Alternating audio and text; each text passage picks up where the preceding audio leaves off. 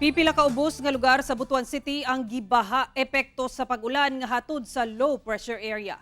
Ani ang dugang detalye.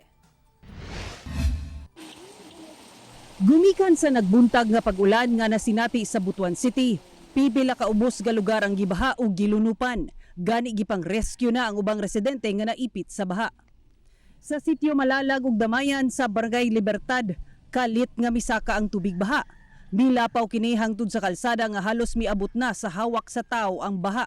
Hinungdan nga nagpahigayon og rescue operation ang Barangay Council, kauban ang mga kahimanan sa militar sa mga natrap nga residente ug gidala sa evacuation center sa Libertad Elementary School.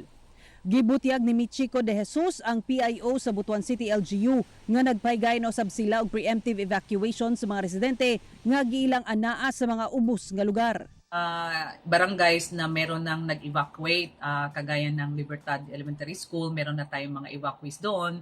Tsaka sa Villa Cananga Elementary School, may mga evacuees na din tayo. So nirescue na natin din yung iba kasi meron sa Villa Cananga na mahirapan silang lumabas. Gidugang ni De Jesus nga nakigtambaya yung nausab ang ubang partner agencies, ilabi na nga anaa sa 21 ka barangay sa syudad ang nahimutang sa floodways. Ang ating CDRRMO kasama yung ating mga partner departments tsaka partner agencies, closely monitoring our barangays, no, the different barangays natin kasi meron tayong 21 barangays na malapit sa area ng or floodway, malapit sa floodway, no, prone to flood.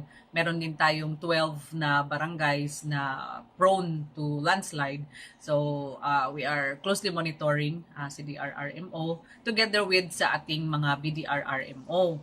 Hinuon-andam ang City Social Welfare and Development Office alang sa posibleng paghatag og ayuda ngadto sa mga maapektuhan sa baha.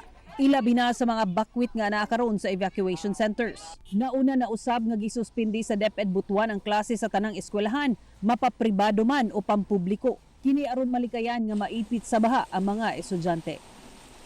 Ako si Sara Hilomen Velasco para sa One Mindanao.